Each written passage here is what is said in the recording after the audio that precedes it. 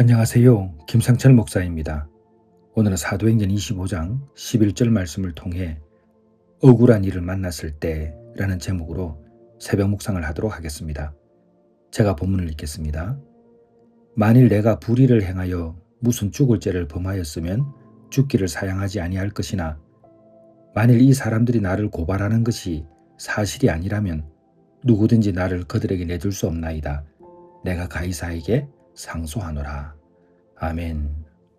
상담을 이렇게 하다 보면 억울한 일을 당한 사람들이 꽤 많이 있어요. 그래서 어떤 분들은 울기도 하고 어떤 분들은 정말 제 앞에서 화를 내기도 합니다. 너무 답답하니까 그렇죠. 이처럼 우리가 세상에서 너무 억울한 일을 당할 때가 있습니다. 특별히 내가 정말 잘 해주었는데 억울하게 하는 사람들을 만나면 너무 괴로워합니다. 배신을 당한 것이죠. 그런데 배신을 한 그 사람이 그냥 떠나기만 하면 그래도 조금 서운하겠는데 오히려 욕을 합니다.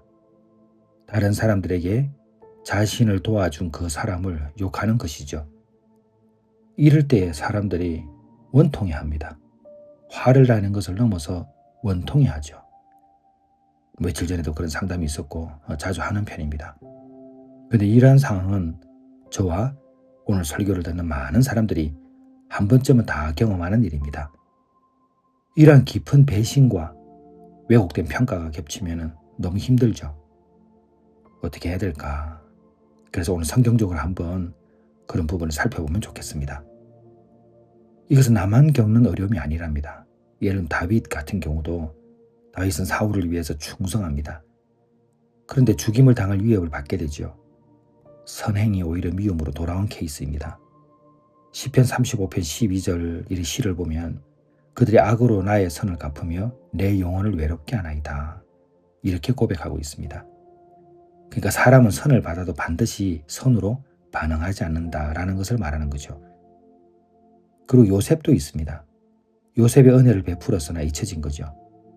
서양 속담에 언젠가 제가 설교하면서 인용한 일이 있는데 은혜는 강물에 새기고 원한은 바위에 새긴다는 말이 있습니다.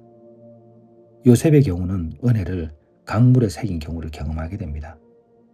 감옥에서 술 맡은 관원장을 살려주었는데 그 관원장이 기억하지를 못합니다. 요셉이 억울하게 감옥에 들어갔는데 보디발 아내의 누명으로 들어가게 됐죠. 그때 애고방에 두 신하도 감옥에 들어옵니다. 술 맡은 관원장과 떡 굽는 관원장이죠. 그런데 이 두 사람이 꿈을 꿉니다. 그리고 나서 괴로워할 때 요셉이 이렇게 말하죠. 해석은 하나님께 있으니까 나에게 한번 이야기해보라 이렇게 이야기합니다. 해석해 주려고 하는 거죠. 그리고 실제로 요셉이 해석을 해줍니다.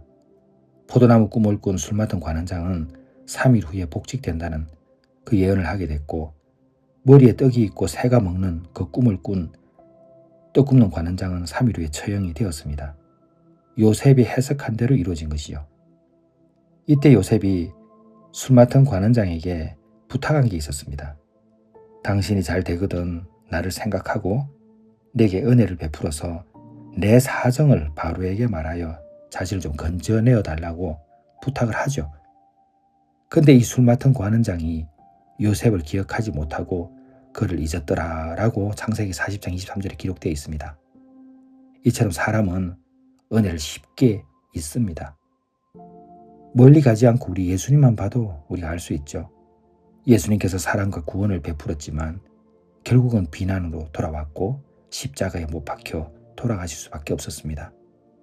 수많은 병자를 고치고 귀신을 내어 쫓고 안전병을 일으키시고 사랑을 베푸셨지만 결국은 십자가에 못 박으라는 소리만 들으셨습니다. 요한복음 15장 25절에 보게 되면 그들이 이유 없이 나를 미워하였느니라 라고 말씀하십니다. 얼마나 힘이 드시겠습니까? 이처럼 인간의 본성은 은혜를 기억하기가 참 어렵습니다. 사람은 본능적으로 자기 중심적이죠. 내 중심적으로 모든 것을 해석합니다. 은혜를 받는 그 순간에는 감사하지만 시간이 지나면 그것을 당연한 것으로 착각합니다. 그래서 선을 베푼 사람이 오히려 미움을 받는 그런 역설적인 상황이 일어나기도 하죠. 그래도 오해하지는 말아야 합니다. 그것은 그 사람의 문제가 아니라 인간의 타락한 본성 때문이기 그렇습니다. 이런 말이 있지 않습니까? 빛이 밝을수록 그림자는 더 선명해진다. 선을 행하는 사람은 양심을 자극하고 상대의 죄를 드러내기 때문에 공격의 대상이 될 수 있습니다. 예수님이 바로 그 때문에 미움을 받으셨지 않습니까? 그렇기 때문에 지금의 억울함은 오히려 여러분이 잘 살고 있기 때문일 수 있습니다. 마귀는 속이는 자잖아요. 가만히 두겠습니까? 근데 우리가 희망을 하나 가질 필요가 있는 것이 뭐냐면 하나님의 평가 기준이 다르다는 것입니다. 사무엘상 16장 7절을 보게 되면 사람은 외모를 보거니와 나 여호와는 중심을 보느니라. 사람들이 오해할 수는 있지만 하나님께서는 절대 오해하지 않으십니다. 그래서 다윗은 복수하지 않죠. 하나님께 맡깁니다. 요셉은 원망하지 않습니다. 예수님은 십자가에서 용서하셨습니다. 로마서 12장 19절을 보게 되면 내 사랑하는 자들아 너희가 친히 원수를 갚지 말고 하나님의 진노하심에 맡기라. 억울함을 붙잡으면 그 사람에게 계속 묶이거든요. 그래서 하나님께 맡길 때 비로소 진정한 자유가 시작된다는 것을 바울이 이야기하고 있습니다. 이렇게 하게 되면 하나님이 반전을 만들어 주시죠. 우리는 성경에서 확인할 수 있었습니다. 다윗은 왕이 되었고 요셉은 총리가 되었고 예수님은 부활과 그 영광을 드러내셨습니다. 지금의 억울함이 끝이 아니라는 것을 보여주신 것이죠. 자, 여기까지는 우리가 그렇구나 라고 이해할 수 있습니다. 그런데 마음 한켠에 또 질문이 일어납니다. 그러면 무조건 가만히 있어야 합니까? 이 억울한 상황을 두고 잘못된 것을 보면서 이런 질문이 일어날 수 있습니다. 그렇지만은 않습니다. 바울의 경우를 보면 해답이 있습니다. 그게 오늘 본문이죠. 만일 내가 불의를 행하여 무슨 죽을 죄를 범하였으면 죽기를 사양하지 아니할 것이나 만일 이 사람들이 나를 고발하는 것이 사실이 아니라면 누구든지 나를 그들에게 내줄 수 없나이다. 내가 가이사에게 상소하노라. 본문의 상황은 바울이 억울하게 고소를 당한 상태였습니다. 유대인들이 바울을 고발했는데 그 이유가 복음을 전했기 때문이었습니다. 실제 범죄는 없었고 그러니까 신앙 때문에 생긴 억울한 고발이었죠. 그리고 당시 총독 베스도는 유대인의 환심을 사려고 했습니다. 그래서 바울을 예루살렘으로 보내려고 했죠. 왜냐하면 그곳에서 바울을 암살하려는 계획이 있었거든요.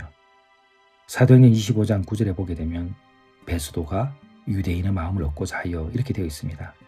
정말 억울한 상황이죠. 이때 바울이 선택을 하는데 가이사에게 상소를 하는 것이었습니다. 바울은 로마 시민권자였고 로마 시민은 황제 재판을 요청할 권리가 있었습니다. 바울은 감정이 아니라 원칙으로 대응했다는 것을 보여주는 장면입니다. 바울은 분노하지 않고 이렇게 말했습니다. 내가 죄가 있다면 죽겠다. 하지만 거짓이라면 넘겨질 수 없다. 오늘 본문입니다. 하나님께 맡긴다는 것은 책임을 포기하라는 것이 아닙니다. 하나님께 맡긴다는 것이 다른 것이 아닙니다. 결과를 맡긴다는 것입니다. 내가 할 일은 진실을 말하고 지혜롭게 행동하는 것입니다. 억울한 일을 당할 때 하나님께 맡기고 오해가 있을 때는 가능한 범위에서 설명을 하고 부당할 때는 정당한 방법으로 대응을 하는 것입니다. 사랑하는 성도 여러분, 살다 보면 억울한 일이 한두 번 있겠습니까? 옳고 그름에 대해서 우리가 판단하면서 감정적으로 대응할 수 있죠. 그러나 결과는 하나님께 맡기고 우리는 지혜롭고 정당한 방법으로 우리의 길을 걸어가면 되겠습니다. 그리고 억울함을 붙잡으면 그 사람에게 계속 묶입니다. 하나님께 맡길 때 비로소 진정한 자유가 주어진다는 것을 꼭 기억하고 오늘 하루도 믿음으로 승리하시길 바랍니다. 기도하겠습니다. 하나님 아버지, 억울함을 당할 때에 다윗은 복수하지 않았고 요셉은 원망하지 않았고 예수님은 십자가에서 용서하셨습니다. 그리고 바울도 동일한 마음으로 이 세상을 살았습니다. 그러나 하나님께 맡긴다는 것이 책임 포기가 아니기 때문에 억울한 일을 당할 때 하나님께 맡기고 오해가 있을 때는 가능한 범위에서 설명하게 하여 주옵소서. 그리고 부당할 때 정당한 방법으로 대응을 할 때에 주 여호와 하나님께서 함께하여 주옵소서. 예수님의 이름으로 기도드렸사옵나이다. 아멘.